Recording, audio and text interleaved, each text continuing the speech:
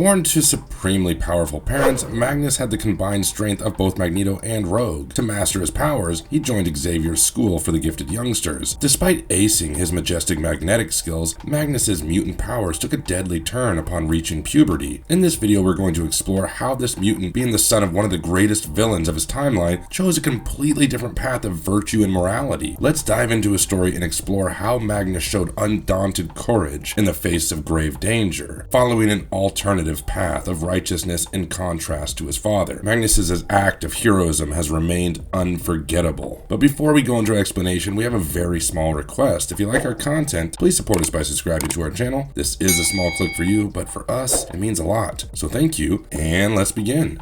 Magnus' tragic origin and his marvelous story arc explored. Magnus' time with the Exiles. In Earth 27, the X-Men Rogue got romantically involved with the supervillain Magneto and gave birth to a son named Magnus. His delivery was pretty difficult and filled with a lot of complications, but that did not affect his health in any way. Miraculously, Magnus grew to be more powerful with each passing day. One day, Magnus found himself mysteriously convoked to a desolate desert along with a few other similar mutants. With such abrupt teleportation, Magnus vanished from his original timeline of Earth 27. After reaching the barren desert in the Crystal Palace of Panopticon, he met with the Time Broker, who elucidated how, owing to the hampering of the multiverse, all of their original realities had also been disrupted, and their fates had also taken a remorseful turn as a consequence of the same. In one of the timelines, Magnus inadvertently transformed his mother into steel on his 13th birthday. The death of Rogue created a deep impact on Magneto, who pledged to move forward in his mission of human genocide. But the Time Broker showed them a ray of hope to revert the mess by joining him. He explained that he was an artificial psychic who was built by the Time Breakers and possessed the power to travel across dimensions and pluck people for serving his agenda. The Time Breakers were a mysterious, creepy, crawly species. After starting to inhabit the Crystal Palace, they discovered the power of manipulating the activities of the entire Marvel multiverse through its nexus point. Being born explorers, they started surveying every reality, but their intrusion resulted in the disability of the multiverse. As they strived to repair their accidental blunders in a large number of different universes, they created the Time Broker to mend their faults. Hiding their identity, the Time Breakers formed a team of exiles under the supervision of the Time Broker. The team included Blink, Nocturne, Morph, Thunderbird, and Mimic from diverse realities. He gave Blink a gadget called the Talus, which was created by the Time Breakers using fragments of the Imcran crystal. This device facilitated the exiles to easily jump realities and communicate with each other smoothly. On their first mission to Earth 1815, the implementation of Operation Zero Tolerance threatened the Earth at the time. The fundamental notion of Operation Zero Tolerance was to drive away mutants by hunting them down due to the wreckage caused by the entity called Onslaught. The supervillain Bastion turned a large number of human beings into prime sentinels in absolute seclusion. They were transformed into a crossbreed of humans and sentinels and were implanted with cybernetic apparatus with the help of artificial intelligence. The prime sentinels embedded machinery in their bodies remained concealed in normal human life. Upon receiving a cue from the headquarters of Operation Zero Tolerance Scheme, these prime sentinels unconsciously altered themselves into dynamic weaponry. Initially put up as sleeper cells, they were used by Bastion to capture several mutants associated with the X-Men. He also held Professor Charles Xavier captive in an edifice of Operation Zero Tolerance. When the Exiles reached Earth 1815, they found most of the other mutants under custody. To move ahead in their mission in order to resolve the ongoing outrage between humans and mutants, their team advisor, the Time Broker, instructed them to find somebody capable of leading them to a victory.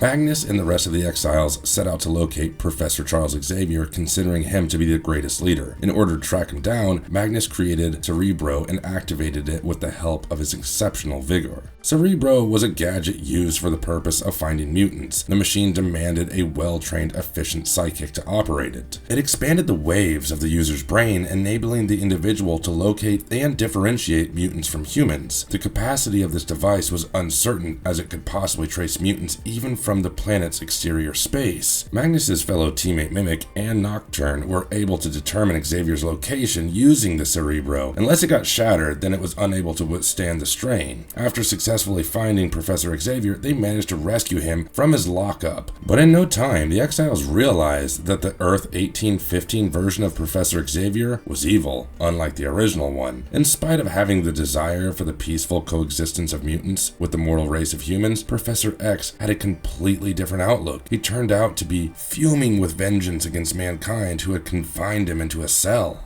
Magnus's heroic self-sacrifice. Once liberated, Professor X read the minds of the Exiles and recognized them to be possible threats in the path of accomplishing his revenge against humanity. So he triggered a mental explosion inside of their heads and escaped. Professor X went berserk, causing mass annihilation after incapacitating the Exiles. After gaining consciousness, the Exiles traced the man responsible for aiding the government and subduing the superheroes. The man named Forge supplied the authorities with overwhelming technology and knew every confidential bit of information about the government. Upon capturing Forge, Magnus deactivated all the security alarms and scared him with the threat of unbearable torture if he refused to answer Blink's queries. With a lot of hesitation, Forge disclosed that the timeline's greatest teacher, whom they were searching for, was in fact Magneto. Upon hearing his statements, the Exiles immediately decided to seek Magneto's help. They segregated into two separate groups, each one with an individual mission. One group moved forward to stop Professor X from creating further havoc, while the other set forth to free Magneto. Soon they traced Magneto's location far away in the coastal region of Tahiti, where he was imprisoned alongside numerous other mutants. Upon arrival, Magnus quickly figured out that the prison was constructed in a manner of getting disintegrated on its own. Realizing this, Magnus sought to rescue the victims on his own. After transferring his exiled companions to a distant safe spot, Magnus managed to enter the prison. He successfully enclosed the prisoners inside magnetic bubbles with the help of his magnetism. After successfully transmitting the energy bubbles out of the prison, Magnus freed the mutants along with his father. He then ventured into tracing the bomb set to destroy the cell. After finding the bomb, he realized that it was made of plastic and hence failed to destroy it. So he enveloped the whole prison with a magnetic shield, and as the bomb exploded inside the magnetic field, it demolished the entire prison, killing Magnus in the blast. But owing to Magnus's skillful use of mutant powers, Magneto and the remaining freed superheroes did not get affected. They were in absolute awe of Magnus's bravery as he sacrificed himself to save them. Later, when the Exiles reunited with the freed mutants, Magneto questioned them about having any connection with Magnus in his home timeline. But taking into account Magnus's wish not to reveal his true identity of being Magneto's son to his alternate reality father, the Exiles respected his request. They answered Magneto's inquiry, only commenting about Magnus's admiration towards him, thereby hiding the truth. An unforeseen present for Magnus's parents. After Magnus's heroic death, his radiation-emitting dead body was discreetly teleported to the Crystal Palace of Panopticon from Earth 1815. His corpse was preserved by the Celestial Timebreakers in a remote place in the Crystal Palace. Afterwards, his fellow teammate Blink transported a dead Magnus back to his original timeline. Meanwhile, in Magnus's reality, his parents Rogue and Magneto were clueless about their son's whereabouts. Since Magnus had not returned home for a very long time, they considered him to have left them. Blink gave Magnus's parents a nightmare by placing his dead body outside of their house. When Magnus's mother Rogue noticed the deceased body of her son, she was utterly heartbroken. Teary-eyed as she led her husband Magneto to the dead son's corpse, they found Blink's note revealing Magnus's heroic act of self-sacrifice while saving lives. Disoriented on seeing their son's lifeless body, they were unable to understand where Magnus had been for so long and the reason behind his death. Alternate versions. The mission of the Exiles to stop mutants from getting executed under the Operation Zero Tolerance in Earth 1815 resulted in the Grand Master of that dimension losing a bet against the Collector. This infuriated the Grand Master to such an extent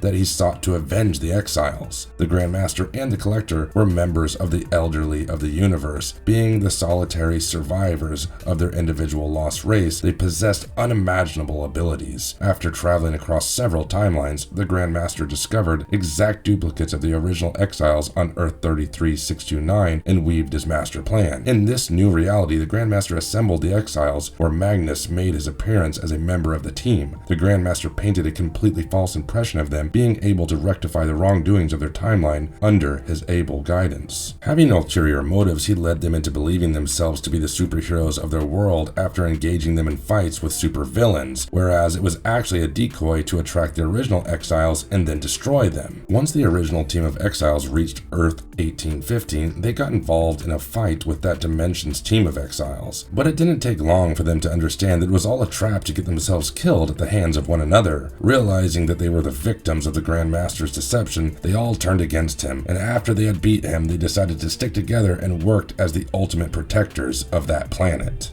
What made Magnus so powerful? Gifted with superior powers, Magnus was an expert at every possible magnetic skill. He could easily extract the magnetic energy from inanimate objects as well as breathing beings. With the ability to create highly untraversable magnetic shields around him to protect himself, Magnus stood unshakable. His intense magnetic energy could explode into violent blasts, causing huge destruction. By assembling heavy metallic substances with utmost ease, Magnus was capable of creating any kind of hardware equipment. All these qualities thereby made him the master of magnetism. Apart from this, he was also gifted with the power of flying. The fact that Magnus boiled his opponent's blood by manipulating their ferrous particles present in their blood cells helped him win effortlessly. Having total control of one's body, Magnus effectively hindered the smooth iron-rich blood supply, creating imbalance and mental instability. He could also erase one's memories or modify their perspectives. At times, due to a full withdrawal of every existent speck of iron from the body, his enemies perished from iron deficiency. Magnus's spectacular capability of absorbing the tremendous volume of Earth's magnetic forces boosted his energy to unfathomable heights. All these attributes granted him unlimited strength and made him highly durable.